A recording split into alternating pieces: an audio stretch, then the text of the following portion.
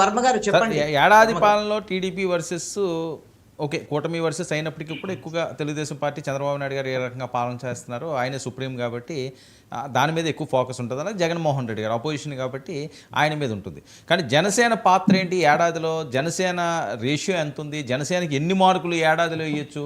వీళ్ళు కొత్తగా అడుగు పెట్టారు, ఇది చర్చ నడుస్తుంది. మీరు అబ్జర్వ్ చేసిన దాంట్లో ఎన్ని మార్క్స్ వెళ్తాయండి? ఎంత పర్సెంటేజ్? చర్చ ఎక్కడ నడచలా, వర్మ గారు పెడుతున్నారు, ఆయన కుతూహలంగా ఉంది తెలుసుకోవడానికి. లేదండి, సోషల్ మీడియా అంతా ఇదే, ఈయనకి ఎన్ని మార్కులు వేస్తారు ఏడాదిలోని. వర్మ గారు, నాగేంద్ర గారైనా ఎవరైనా సరే ఈ విధంగా చర్చ జరిగింది అనుకోండి, సపోజ్ దాన్ని ఆహ్వానిస్తే మంచిది అంటున్నాను. మంచిది. 100% sir, why not? 100%. Pawan Kalyan గురించి చర్చ జరుగుతుంది. అది పాజిటివ్ అని నెగిటివ్ అనేది ఎవరి ద్వారా వాళ్ళు చెప్తారు. మీ పాజిటివ్ ఏందో కూడా మీరు చెప్పొచ్చు, తప్పేం కాదు. కానీ నేను చర్చ జరగటం అనేది మీకు అవసరం అని నేను అంటాను. అది ఉపయోగం కూడా అని అంటాను. ఒకవేళ దాన్ని మనము అవాయిడ్ చేయాలని చూడొద్దు అనేది నా యొక్క అభిప్రాయం.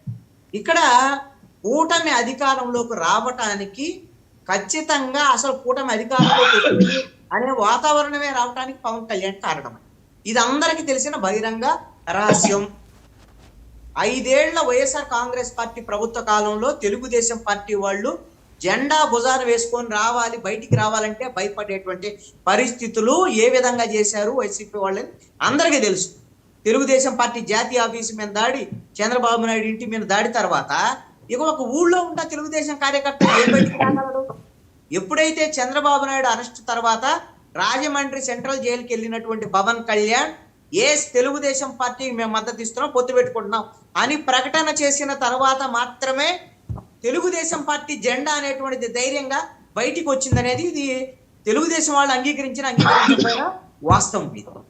అదే క్రమంలో ఎన్నికల సమయంలో 100% స్ట్రైకింగ్ రేటు కానివ్వండి, ఇప్పుడు వైసీపీని ఓడించే దాంట్లో 3 పార్టీలను కలిపినటువంటి విషయంలో కానివ్వండి, ఏ విధంగా చూసినా ఫలితాల తర్వాత సెంటర్ ఆఫ్ అట్రాక్షన్ గా పొలిటికల్ గా పవన్ కళ్యాణ్ నిలబడి, ఆ రోజున జనసేన గాని, జనసేనకు మద్దతు ఇచ్చినటువంటి వాళ్ళు కానీ అందరూ ఏమనుకున్నారంటే ఇక జనసేన పార్టీ దశ తిరగబోతోంది, మన పవన్ కళ్యాణ్ పరిపాలనలోకి వచ్చాడు, సీఎం కావాలని మనం అనుకున్నాం, డిప్యూటీ సీఎం అయ్యాడు, పర్వాలేదు, మనకి ఇబ్బంది లేదు, ఇంకే నో ప్రాబ్లం అని అనుకున్నారు. కానీ ఆ రోజు నుంచి మొదలైనటువంటి ఈ ప్రస్థానం, ఈ డిప్యూటీ సీఎం అయినటువంటి పవన్ కళ్యాణ్ సంబంధించినటువంటి వ్యవహారంలో ఆయన చంద్రబాబు నాయుడుతో పాటు పవన్ కళ్యాణ్ ఫోటోలు ప్రభుత్వ కార్యాలయాల వరకు పరిమితమైంది తప్ప ఎక్కడా కూడా పాలనలో పవన్ కళ్యాణ్కి యాజ్ ఏ డిప్యూటీ సీఎం గా ఆయనకే ప్రత్యేకమైనటువంటి పరిస్థితుల్లో ఆయనకి ఇచ్చినటువంటి అధికారాలు లేవు, హోదాలు లేవు, ఏమీ లేవు అనేటువంటిది ఈ రోజున జనసేన వాళ్ళకి అర్థమవుతున్నటువంటి అంశం, భ్రమలు తొలగిపోతున్నటువంటి అంశం. ఎందుకు ఈ మాట వాడానంటే 60-30-10 ఈ రేషియో వాళ్ళు 3 పార్టీల తరఫున నామినేటెడ్ పోస్టుల్లో కానీ మిగతా విషయాల్లో కానివ్వండి ఈ విధంగా మనం పంచుకోవాలి అనేటువంటి దాని మీద వాళ్ళు పెట్టుకున్నటువంటి అంశం. చాలా మంది జనసేనకు సంబంధించినటువంటి వాళ్ళు ఈ విధంగా 30% ఏదైతే వాళ్ళు గెలిచిన చోట 60% ఎలాగో జనసేన గెలిచిన చోట వాళ్ళకి రావాలి, అదేవిధంగా తెలుగుదేశం గెలిచిన చోట 30% రావాలి. ఈ విధమైనటువంటి రేషియో ప్రకారంగా మాకు రావటం లేదు, అలాంటి ఇవ్వటం లేదు. అయినా సరే మాట్లాడలేనటువంటి పరిస్థితి నాయకత్వం వైపు నుంచి, పవన్ కళ్యాణ్ వైపు నుంచి ఉంది అనేటువంటి ఒక ఆవేదన ఈ రోజున జనసేన పార్టీ కార్యకర్తల్లో ఉంది. ఇది ఒక నివురుగప్పిన నిప్పులాగా ఉన్నటువంటి పరిస్థితి ఉంది. రెండో అంశము, జనసేన పార్టీకి పూర్తిగా మద్దతు ఇచ్చినటువంటి, జనసేన ఒక రకంగా ఇరుసులాగా జనసేన పార్టీని మోసినటువంటి కాపు సామాజిక వర్గానికి సంబంధించి బీసీ కాపులు కానివ్వండి, ఓసీ కాపులు కానీ, నేను ఇప్పుడే ఈ డిబేట్ కు ముందు మీ అంశాలను పట్టుకొని అసలు ఏంటి దీని మీద అనే దాని మీద కాపునాడు జాతీయ అధ్యక్షుడు గాళ్ళ సుబ్రహ్మణ్యం ఆయనతో మాట్లాడే, ఏంటండి ఈ 1 ఏళ్లలో మీ యొక్క సాటిస్ఫాక్షన్ ఏంటి, మీరు అందరూ ఆ రోజున సపోర్ట్ చేశారు కదా అంటే, గతంలో ఎన్నడూ లేనటువంటి విధంగా 10 ఏళ్లలో ఎన్నడూ లేనటువంటి విధంగా పవన్ కళ్యాణ్కి జనసేన పార్టీకి కాపులు గంపగుత్తగా సపోర్ట్ చేసినటువంటి పరిస్థితి ఉంది.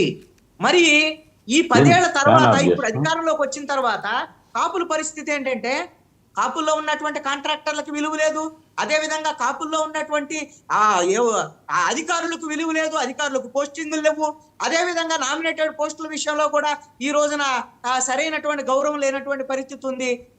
ఈ విధంగా పవన్ కళ్యాణ్ ఉండటం వల్ల జనసేన ఉంది కాబట్టి తెలుగుదేశం వంటి పార్టీలో కూడా ఆడుండేటువంటి కాపులు ఎవరన్నా సరే మాకేదైనా మంత్రి పదవి కావాలో ఇంకోటి కావాలంటే మీకు ఆల్రెడీ జనసేన ఉందిగా, జనసేనకి ఇస్తున్నాంగా అనేటువంటి పేరుతో ఆ విధంగా కూడా అన్యాయం జరుగుతున్నటువంటి పరిస్థితి ఉందని ఆయన బహిరంగంగా చెప్పినటువంటి పరిస్థితి. ఆయన పేరు ఎందుకు ప్రస్తావించానంటే ఆయన ఒక ప్రముఖ న్యూస్ ఛానల్ ఒక ఇంటర్వ్యూ కూడా ఇచ్చాడు, అందుకని చూశాను కాబట్టి ఆయన బహిరంగమైనటువంటి అంశమే ఇది. ఇదేమో అసంతృప్తి కాదు, వ్యతిరేకత కాదు, ఉన్నటువంటి అంశాన్ని ఈ పవన్ కళ్యాణ్ దృష్టికో లేకపోతే జనసేన దృష్టికో వెళ్ళటం వల్ల దానివల్ల ఉపయోగం ఉంటుంది తప్ప ఇంకోటి కాదు. అయితే ఇక్కడ ఒక ఇమేజ్, పవన్ కళ్యాణ్ ఇమేజ్ ఒక యాంగిల్లో రాష్ట్రం దాటి దక్షిణ భారతదేశం వరకు విస్తరిస్తుంది. ఇది వాళ్ళు గొప్పగా చెప్పుకోవడానికి పనికొచ్చేటువంటి అంశంగా ఉండొచ్చేమో కానీ భవిష్యత్తులో దీని వల్ల జనసేనకు వచ్చి ఒరిగేది ఏమి ఉండకపోవచ్చు అనేటువంటిది నా యొక్క అభిప్రాయం. ఎందుకు ఈ మాట అంటున్నానంటే రేపొద్దున 2026లో తమిళనాడులో ఎన్నికల్లో ఉపయోగించుకుంటారు పవన్ కళ్యాణ్. ఎందుకని మొన్న మీటింగ్ పెడితే పవన్ కళ్యాణ్ అక్కడ సెంటర్ ఆఫ్ అట్రాక్షన్ గా ఉన్నాడు, చెన్నైలో జరిగినటువంటి మీటింగ్ సంబంధించినటువంటి. ఆ తర్వాత జరిగే కర్ణాటక ఎన్నికలకు ఉపయోగించుకుంటారు, మొన్న మహారాష్ట్రకు ఉపయోగించుకున్నారు, అన్ని రాష్ట్రాలకు ఉపయోగించుకుంటారు. ఉపయోగించుకున్న తర్వాత పవన్ కళ్యాణ్ కి బీజేపీ మిగతా రాష్ట్రాల్లో ఉపయోగించుకొని ఆంధ్రప్రదేశ్ లో పవన్ కళ్యాణ్ కి బీజేపీ ఇచ్చేటువంటిది ఏమిటి? ఈ డిప్యూటీ సీఎంఏనా? ఈ డిప్యూటీ సీఎంతోనే ఆగిపోవాలా? ఈ పార్టీకి సంబంధించినటువంటి పార్టీ ఎదుగుదలకు సంబంధించినటువంటి విషయంలో కూడా పార్టీ ఎదుగుదల ఆశించిన స్థాయిలో లేదో అనేటువంటిది కూడా స్పష్టం. ఏంటి అని అంటే ఏ బాలినేని శ్రీనివాసరెడ్డో, సామినేని ఉదయభానో, కిలార్ రోసయ్యో వీళ్ళు తప్ప, వైఎస్ఆర్ కాంగ్రెస్ పార్టీ నుంచి వచ్చేవాళ్ళు తప్ప ఉన్నటువంటి వాళ్ళు ఎదగటానికి అవకాశం లేదు. ఉన్నటువంటి 21 ఎమ్మెల్యేలలో 12 మందిని తెలుగుదేశం వాళ్ళని తెచ్చి వాళ్ళకి ఇస్త్రీ పనిచేసినటువంటి జనసేనకు కోసం పనిచేసినటువంటి వాళ్ళకి ఎమ్మెల్యే సీట్లు రాకపోయా అంటే ఏమిటంటే డబ్బులు లేవు, మీకు డబ్బులు పంచేటువంటి శక్తి లేదు అంటే సీట్లు ఇచ్చే సమయానికి వచ్చేమో తెలుగుదేశం వాళ్ళు వస్తుంటారు. ఆ నాయకత్వానికి సంబంధించినటువంటి వచ్చేసరికల్లా బాలినేని శ్రీనివాసరెడ్డి, సామినేని ఉదయభాను, కిలార్ రోసేలు వస్తున్నటువంటి పరిస్థితి. మరి ఎప్పుడు జనసేన కోసం పనిచేసిన ఈ 12 నుంచి పనిచేసినటువంటి కార్యకర్తలు, నాయకులు ఎదిగేది ఎప్పుడు? మరి ఇది ఏ విధంగా జనసేనకు సంబంధించినటువంటి ఎదుగుదల, పవన్ కళ్యాణ్కి సంబంధించినటువంటి ఎదుగుదల అనేటువంటి విషయంలో ఇది కేవలం విమర్శ మాత్రమే కాదు, నేనేదో కావాలని తగ్గించాలనేటువంటి ప్రయత్నం కాదు. ఇది వాస్తవంగా ప్రజల్లో ఉన్నటువంటి చర్చ. దీన్ని పునరాలోచన చేసుకుంటారు పవన్ కళ్యాణ్ అనేటువంటి విధంగానే నేను చెప్తాను.